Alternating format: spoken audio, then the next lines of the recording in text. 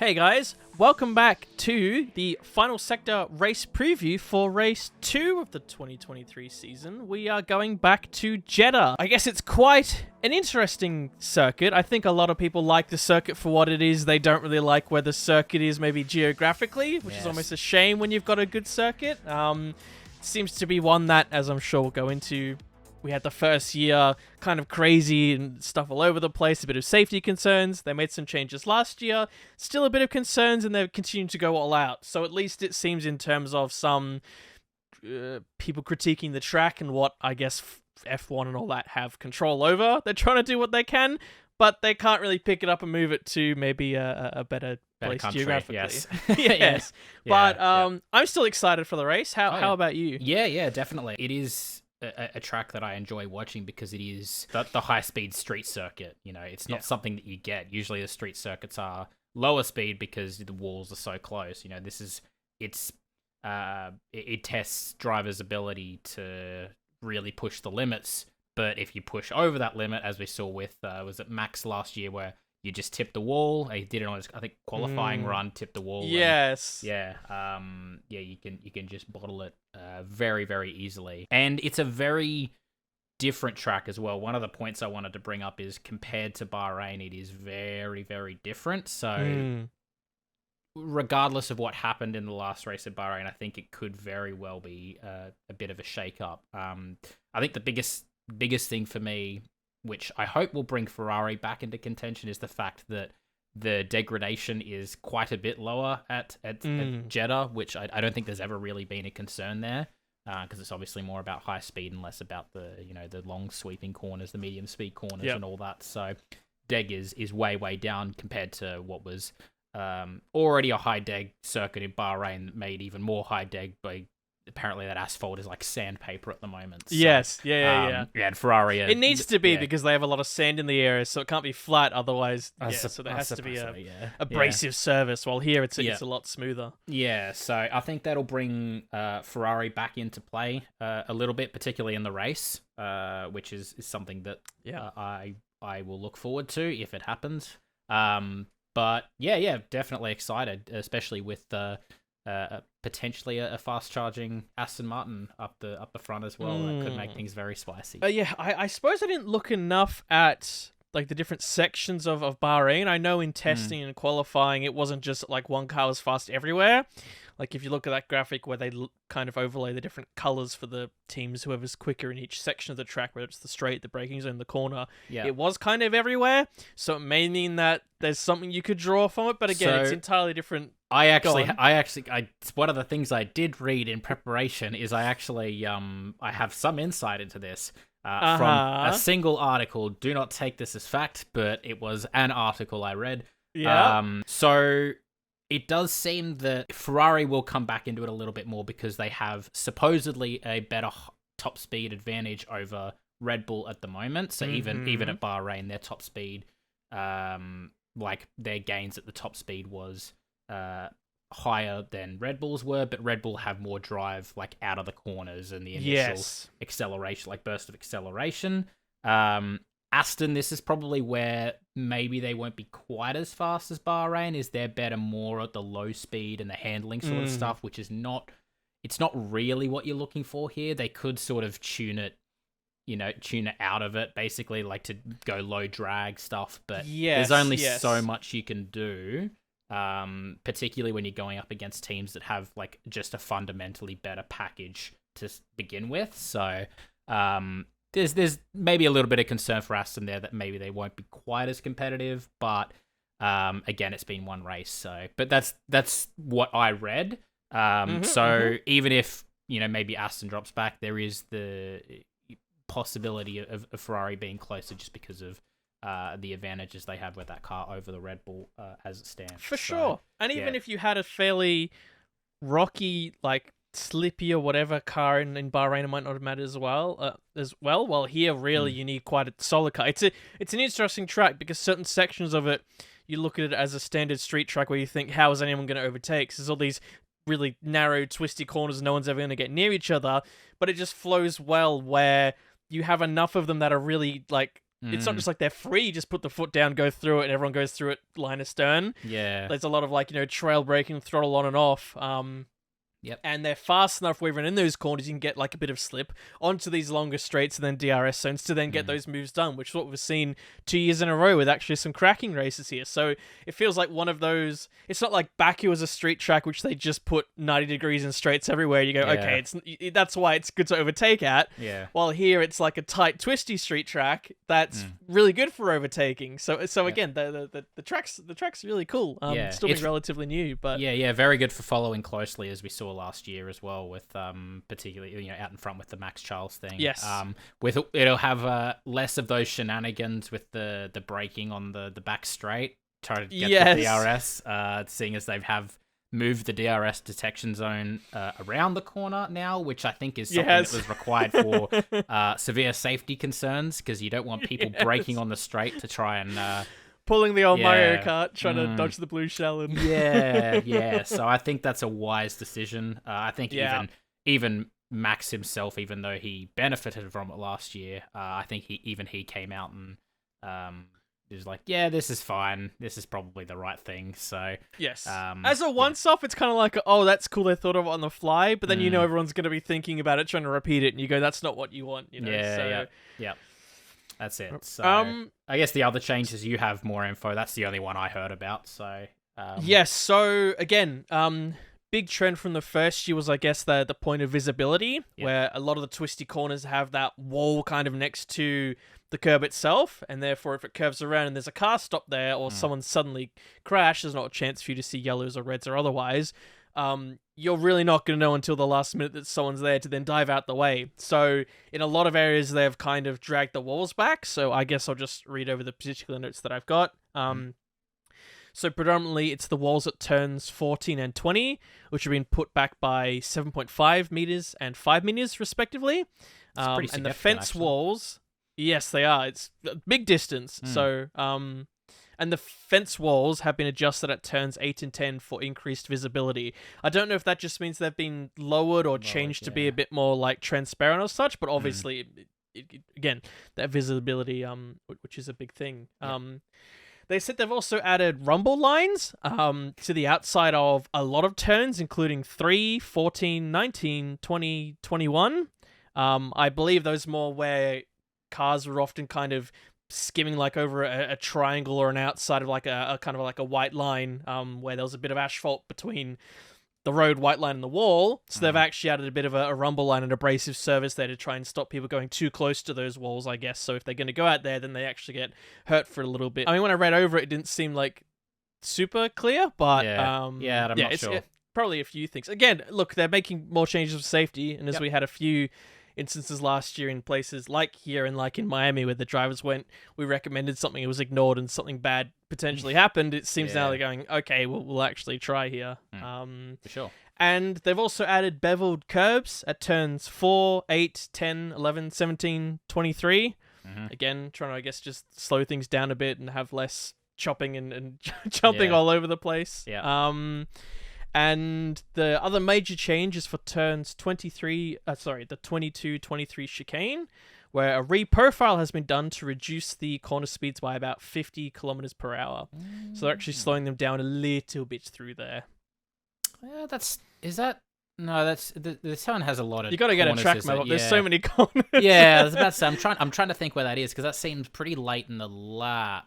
It'll be somewhere near the back, and they're obviously just making them take it a little less full throttle. I guess so. I feel like that might hinder in the race in terms of the following closely. If you slow them down a little bit too much there, I worry that it's coming up to that sort of back straight, and then the main straight, the cars behind won't be quite as close as they have been. But maybe I'm overthinking it. But it could have the other effect. Maybe it was they would just go flat through there, which I guess then would make them have that a better slipstream. But maybe they're concerned that because of the some of the technical changes in that, with the general overall kind of lesser grip, that maybe they're scared of cars kind of going through and crashing out and having big accidents. I'm not sure on that one, but that's what they've done anyway. And as I say, I think it's probably a good sign that one of the circuit's drivers I've most spoken about in terms of safety and that they're trying to make a ton of changes. So better than sitting around and doing nothing, or just making one minor change and you're like, well, great, but where's the rest of it? So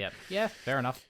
Kudos where kudos is due, and I guess we'll see if it improves the racing or if we don't even notice it unless a commentator mentions it. We go, oh yeah, there's that thing there. I guess we didn't notice it, but it's there. We can all count on Crofty to mention it probably 7 times in the weekend, so that's fine. Yeah. Look, given we don't have much trends in terms of championship teams and that, I think, look, we've still got so many questions and that we're hoping, I guess, things are a bit more mixed up, especially at the top, but really we won't know until we get into things. But get to the I guess that makes. I was about to say, guess that makes the predictions. Still pretty tricky. Up to this point, based off of our new scoring system for the year, you got 2 points for 2 correct positions for first and second. Good start. And I got 1 only for first. So I think I admitted I was a bit on the hopium, and it didn't really go to plan. So oops. It never usually does. You never rely on the hopium. Not if last year's anything to look by. So we'll see how we go. Maybe we can get a higher than 50% hit rate this year. Yeah, it's the same format that you said last week, but obviously with an addition. We had a really good from a friend and viewer, really good idea where we should just pick 3 random positions rather than the top 3. I asked Kyle obviously because it was his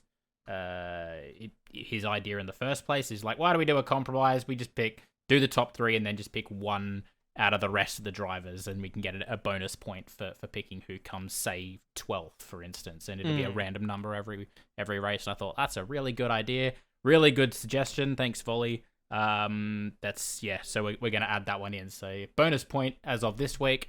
We can't do it retroactively, unfortunately. So. Although we could retroactively give ourselves 1 point each. That could be. If you can remember, if I was asking you off the top of your head who came 13th last week, last time, who was it? Let me get back to you. So as I say, we'll roll. I guess we'll roll around number from 4 to 20, and then I got an RNG thing up. Minimum 4. Oh, you've got it up. I've got it up. Organized over here. Right, Look at me trying to find. All right, here we go. We're guessing P number 11. Who comes P11 in the race? Should we go for that one first and then go to our standard 3? I like that because now we're kind of thinking about it fresh. Otherwise, I'm just going to be talking about the other 3 and then go, I haven't picked yet. P11. It's an interesting one because it feels like it's literally just outside the points. It could be someone who maybe qualifies well and then dips back. It could be someone who's a little bit higher up, maybe that finishes higher because of a bunch of retirements. Or it could do you just think be it's a high attrition race? Yeah. Is it whoever guesses first, the other person can't pick the same driver? Let's do that. That's fun. Ooh, that's adding rules as we go. That's good. I'll go with Logan Sargent. Logan Sargent 11. Okay. Yeah, actually, given what happened last week, that's fair enough. You know what? I'm wearing the Alpha. I'm going to say Valtteri Bottas. Oh, you're doing a disservice. Yeah, I know. I don't think that Alpha's quite at its potential at the moment. So, fair. Yeah. So I think he'll probably just finish just outside the points. But if he gets in the points, then that'd be great. Because it's a win-win. Exactly. Oh, unless he finishes lower. Unless he gets less than P11. Yeah. then it's a big lose. Yeah. Listen, for now it's a win-win. All right, we take the positives. Yeah. All right, cool. So that's P11. So let's go to top 3, I guess. Yeah. This was tricky again because it is so. The track is so different from Bahrain. You could very easily go the same as last week. Like I said, you could go Ferrari again. You could even just go. Who knows if there's going to be chaos as well? It feels like one of those. It hasn't happened yet, but it feels like one of those tracks where chaos is like imminent. Like anything could happen. But it's not the place to have a car you're still trying to figure out. Yeah, very true. But yeah, for P3, I have gone with Alonso again. Oh, even though that Aston is supposedly not. It's supposed to be like not quite as strong at this track. I think the Alonso factor will just come in again. I think him getting a podium race 1 in that car, he'll be at his most Alonso, I think, for the next few races while that car is Him strong, and the team will be riding that high. definitely, yeah. And as you say, it could be a car that looked like it was a bit rickety in Bahrain. Maybe that's just how they set it up, and they come here and it's sliding around like butter. That's a bit where we truly don't know how the Red Bull could just be a junk. Well, maybe we're coping, but Nice. I think that's a good pick. Yeah. So I'll go Alonso. I'll back him to do it twice in a row. I guess because I went a little copium last time out. I'm being a bit safer this time. So P3, I've gone with a safe pair of hands in Perez, meaning I think he won't get P1 or P2. But that is how that works. I still think. Yes. Will Buxton over here. I'm practicing for Drive to Survive. You're doing great. Thank you.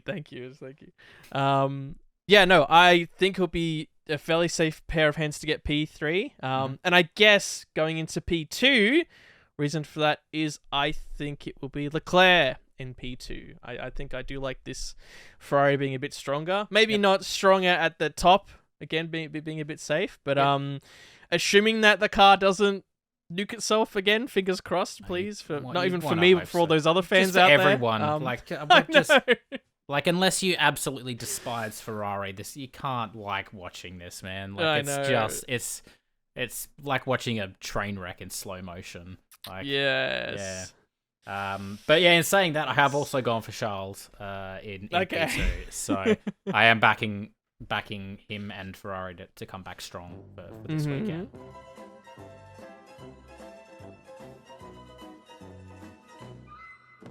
So does that mean you've got a rainbow for your podium? I have done the rainbow, but it's the maxi boy at the top for P1, of course.